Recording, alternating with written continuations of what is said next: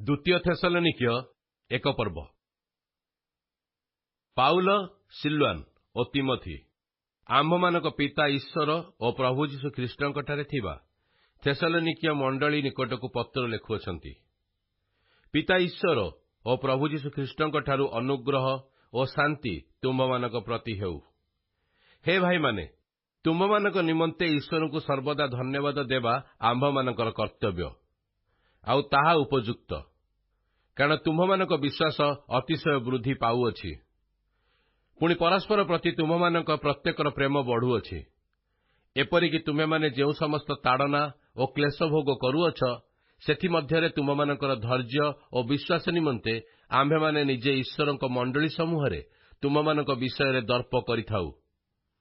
ईश्वरकर जेउ राज्य निमंते तुमे माने दुख भोग करुअछ, सेथिर योग्य बोली गणित हेबा पई एहा तो ईश्वरक यथार्थ विचारर प्रत्यक्ष प्रमाण। कारण प्रभु यीशु जेतेबेले आपणा शक्तिमान दूतमानक सहित प्रज्वलित अग्नि सह स्वर्गरु प्रकाशित हेबे, सेतेबेले तुम्भमानकु क्लेश देउथिबा लोकमानकु प्रतिफल स्वरूपे क्लेश देबा और क्लेश भोग करुअछ जे तुम्भे माने तुम्भमानकु आम्भमानक सहित विश्राम देबा, एहा तो ईश्वरक पक्षरे न्यायर विषय। जो माने ईश्वर को जानती नहीं और आम्भमानकर प्रभु यीशुक सुसमाचार मानती नहीं, सेमानकु से सेतेबेले दंड देबे। अर्थात जेउ दिन से आपणा साधुमानक द्वारा गौरवान्वित हेबाकू और विश्वास करिथिबा लोक समस्तक द्वारा चमत्कारर दृश्य स्वरूप हेबाकू आसीबे, कारण तुम्भमानक निकटरे आम्भमानकर साक्ष्य तुमे माने विश्वास करियछ। से दिन से माने दंड पाइबे, अर्थात प्रभुंक छामुरु और ताहांक पराक्रमर गौरवरु दूरीकृत होई अनंत विनाश भोग करिवे।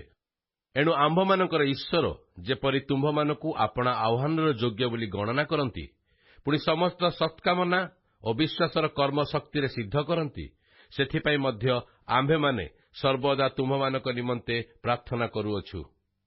ताहा हेले आम्भमानक ईश्वर और प्रभु यीशु ख्रीष्टंक अनुग्रह अनुसारे आम्भमानक प्रभु यीशुंक नाम तुम्भमानक ठारे गौरवान्वित हेब, आउ तुम्भे माने ताहांक ठारे गौरवान्वित हेब। द्वितीय थेसलोनिक्य 2 पर्व। हे भाई माने, आम्भमानक प्रभु यीशु ख्रीष्टंक आगमन और ताहांक निकटरे आम्भमानक एकत्र हेबा संबंधरे तुम्भमानकु अनुरोध करुअछु।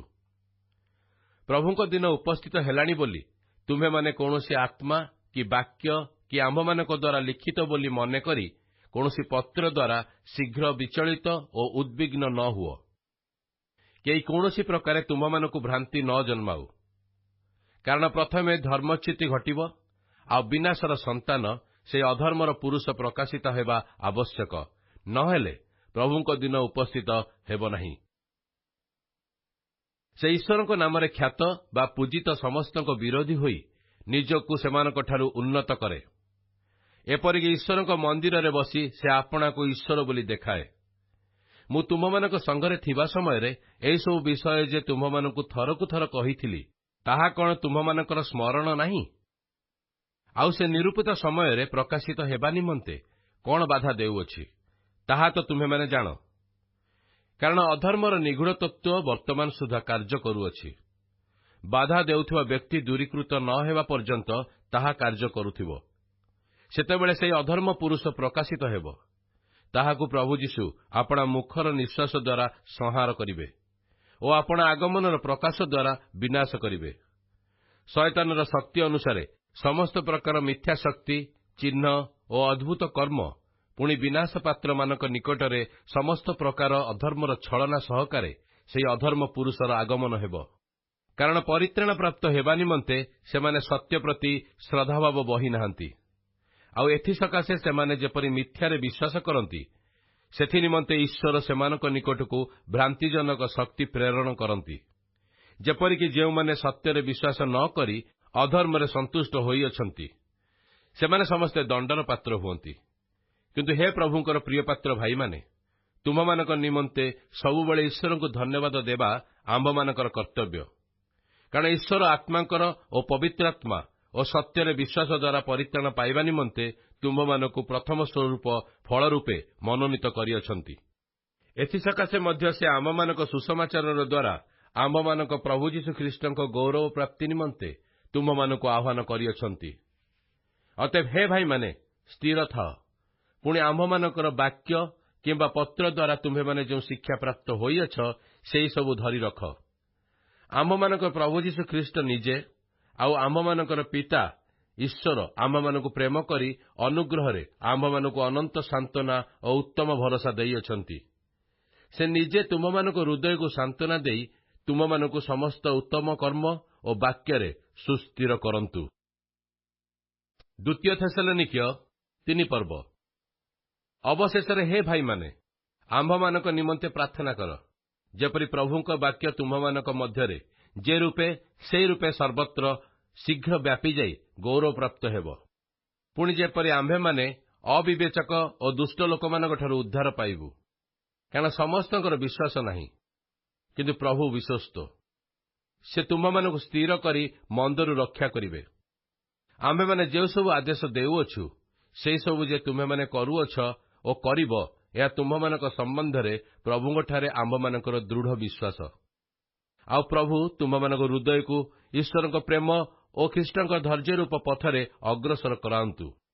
ହେ ଭାତୃବୃନ୍ଦ, ଆମ୍ଭମାନଙ୍କୁ ପ୍ରଭୁ ଯୀଶୁ ଖ୍ରୀଷ୍ଟଙ୍କ ନାମରେ ଆମ୍ଭେମାନେ ତୁମମାନଙ୍କୁ ଏହି ଆଜ୍ଞା ଦେଇଅଛୁ। ଯେକୌଣସି ଭାଇ ଆମମାନଙ୍କଠାରୁ ପ୍ରାପ୍ତ ଶିକ୍ଷା ଅନୁସାରେ ଆଚରଣ ନ କରି ଅବିହତ ଆଚରଣ କରେ, ତାଠାରୁ ଆପଣା ଆପଣାକୁ ପୃଥକ୍ କର। କାରଣ କିପରି ଆମ୍ଭମାନଙ୍କୁ ଅନୁକରଣ କରିବା ତୁମ୍ଭମାନଙ୍କର ଉଚିତ, ତାହା ତୁମ୍ଭେମାନେ ନିଜେ ଜାଣୁଅଛ।